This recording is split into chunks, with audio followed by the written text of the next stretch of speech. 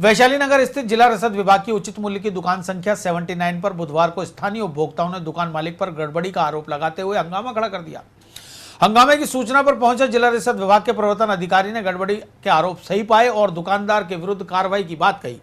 पूर्व पार्षद सवासिया ने बताया कि भंवरलाल पंवार का राशन कार्ड काफी समय पहले खो गया था, लेकिन इस बीच राशन डीलर अशोक कुमार जैन ने उक्त राशन कार्ड पर मिलने वाली सामग्री को अवैध रूप से बेचा। अशोक अजमेरा की दुकान पे कोई गेहूँ वितरित कर दिए गए थे 16 तारीख को। इसके बाद में उसको गेहूँ नहीं मिले।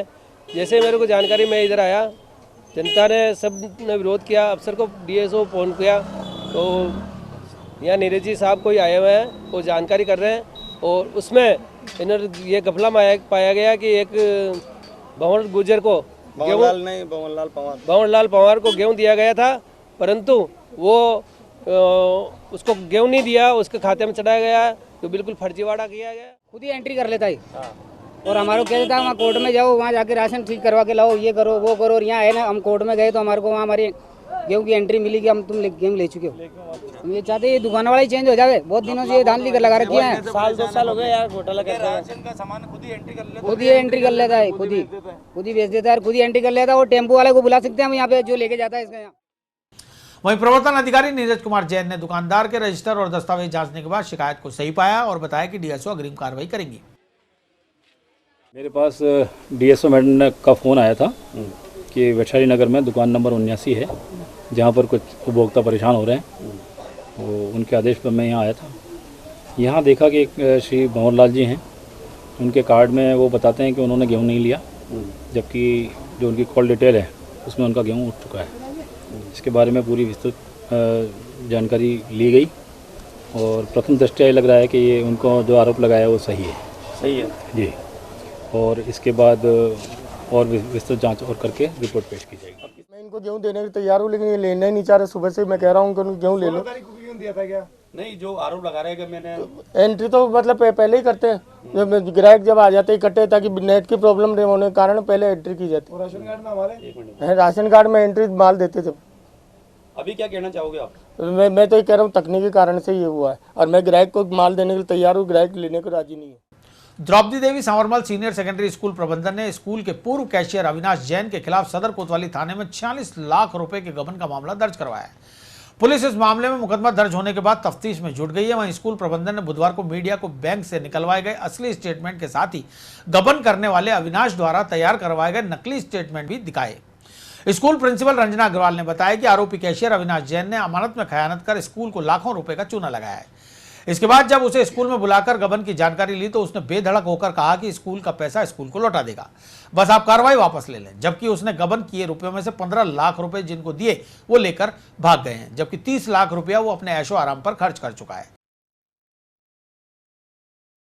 उसने ये बोला है जो हो सकता वो आप कर लो, ना तो मेरे पास पैसे हैं ना मैं दूंगा, और मैंने वकील कर लिया। उसने कह दिया कि तू तो कह देना, साफ कह देना कि मेरे से खाली यहाँ बोल के गया वो, धमकी दे के गया कि मैं और लोगों का नाम ले लूँ, और मैं नाम ले दूंगा। मैं तो किसी का भी नाम ले सकता हूँ, ये तो कागजी है तो है, इसको साइन करने से मेरे पे क्या फ़र्क पड़ेगा। आपको जहाँ जाना है, FIR कराना है, पुलिस में जाना है, जेल ही तो होगी, जेल में भुगत लूँगा। और मैंने पैसा लिया है, मैंने जिसको दिया है 15 लाख वो भाग गया, 30 लाख मैंने अपने ऊपर खर्च कर दिया, 47 तो मैं आपको चुका दूंगा 6 महीने में। मैनेजमेंट ने कहा कि यहाँ 4 जने हैं ऑफिस में, ये 4 जने ऑफिस का काम देखेंगे मैडम, फीस का काम ये देखेंगे, पैसे का काम ये देखेंगे। मैनेजमेंट ने अविनाश को हैंडओवर किया, उनको बाद में पता चला कि इतना शातिर है तो उसको निकाल दिया मई में। अभी 6 महीने लगभग, अप्रैल में नहीं निकाला, अप्रैल में उसने 5 लाख निकाली, उसको मालूम चल गया मुझे निकाल रहे हैं, तो उसने लगभग 5.5 लाख निकाल लिया और उसको मई में निकाल दिया। उसको पता चल गया था तो उसने उससे पहले भी विड्रॉ किया साइन नकली करके। ये हमारे अकाउंटेंट साहब को अभी पता चला जब नकली पेपर देखे बैंक के, जिसका अभी हमने आपको दिखाया, तो उसने कहा मैं तो किसी का भी नाम लगा दूंगा। मेरे वकील ने बोल दिया कि तू तो अपना काम किसी को भी कह दे कि इसने किया, और पुलिस और वो डाइवर्ट हो जाएगी, कोर्ट उस तरफ डाइवर्ट हो जाएगा। लेकिन उसके पास एक भी प्रूफ नहीं है, हमारे पास सारे प्रूफ हैं। हमारे पास नकली, उसके घर के बाहर 8,000 कमाने वाले के घर के बाहर 3-3 गाड़ियाँ खड़ी हैं। प्रिंसिपल रंजना अग्रवाल ने स्कूल के कार्यालय अधीक्षक रंगलाल विजयवर्गीय और अजय माथुर सहित स्कूल स्टाफ से भी आरोपी कैशियर अविनाश जैन के बारे में गवाही दिलवाई कि वो किस तरीके से स्कूल के पैसे को चूना लगा रहा था। स्कूल के लिए आने वाले चेक को फर्जी साइन कर भुना लेता था और उसी पैसे से ऐश कर रहा था।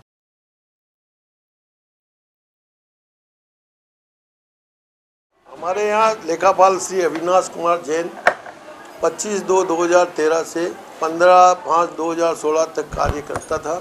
में मतलब उसने बैंक से चेक द्वारा विड्रॉ किया, वो कैश बुक में जमा नहीं किए उसने, और बैंक के फर्जी स्टेटमेंट प्रस्तुत किए 15-16 के।